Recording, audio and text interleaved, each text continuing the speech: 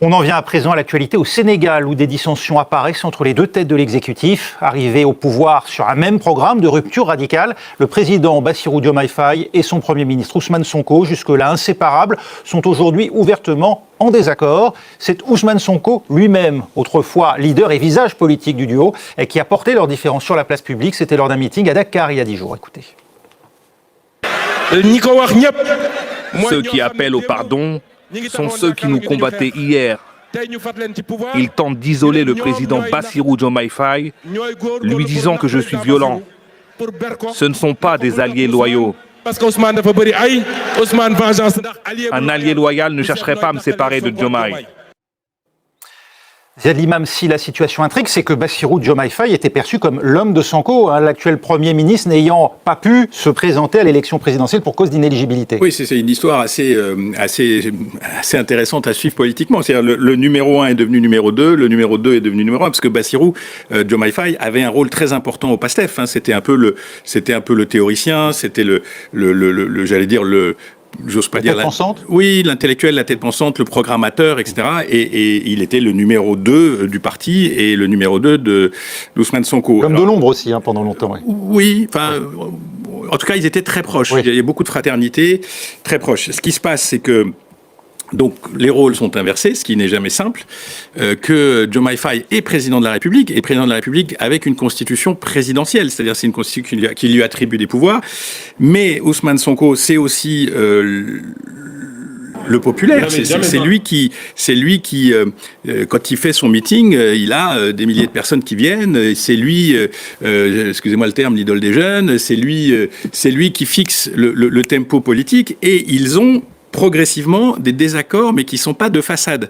Le premier désaccord, c'est qu'est-ce qu'on fait avec les anciens de Macky, et même qu'est-ce qui se passe avec Macky Sall. Parce que certains prônent une forme d'entente, ouais. D'autres, comme Sonko, sont carrément dans la nécessité de il faut faire juger Macky, ouais, etc. Procès, oui. Donc, il y a un passif dans cette histoire. Donc ça, c'est un. 2, sur la dette, le FMI, la politique économique, il y a des vraies dissensions. Il y a clairement un camp qu'on pourrait dire pragmatique et un camp plus idéologique. Et puis, troisième point, c'est clair que les ambitions se créent quand on s'assied quelque part. C'est clair que quand on est chef d'État, on voit du monde, on voyage, on est soutenu, on est encouragé, peut-être, et que les autres dissensions viennent encourager ça. Ce qui est sûr, c'est qu'à ce stade, d'avoir une crise institutionnelle, parce que ça serait une crise institutionnelle, parce qu'un président et un Premier ministre de la même formation politique qui se déchirent, on va vers la crise institutionnelle, la paralysie, où il y en a un ou alors il y a quelqu'un qui est viré, ça serait très très dur pour le Sénégal au moment où des décisions très complexes sont à prendre sur le plan économique, au moment où il faut relancer aussi cette machine économique qui est paralysée par cet accord ou ce non-accord avec le FMI. Donc l'intérêt de tous les acteurs serait une forme de modus operandi qui les emmènerait jusqu'à, quelques mois des élections pour qu'après le peuple tranche. Dernière chose, tout ça est illustratif du PASTEF. Le PASTEF était un parti d'opposition puissant, mais parce qu'il était d'opposition. Mais en réalité, au PASTEF, ça va de la gauche pure et dure à une forme de libéralisme contemporain. Il y a quelques pas islamistes, mais il y a quelques vrais conservateurs tendances religieuses. Il y a des laïcs, il y a de tout. Et donc la synthèse PASTEF, elle va peut-être, c'est-à-dire que l'alternance se fera peut-être à l'intérieur du parti par une clarification idéologique entre ceux qui iront là et ceux qui iront là. Bruno, c'est d'autant plus important parce que le Sénégal, laboratoire démocratique, avait valeur d'exemple aussi pour l'avènement de cette nouvelle génération au pouvoir qui voulait une rupture très franche avec le passé, avec les relations avec l'ancienne puissance coloniale, la France, et avec cette génération des hommes qui l'ont incarné. Et oui, parce que en fait, Monsieur Faye a été élu, et Monsieur Sonko d'une certaine manière, beaucoup par les jeunes, avec des très grandes espérances sur l'emploi, le coût de la vie, l'éducation, la santé, etc. Donc ils ont fait lever beaucoup d'espérances.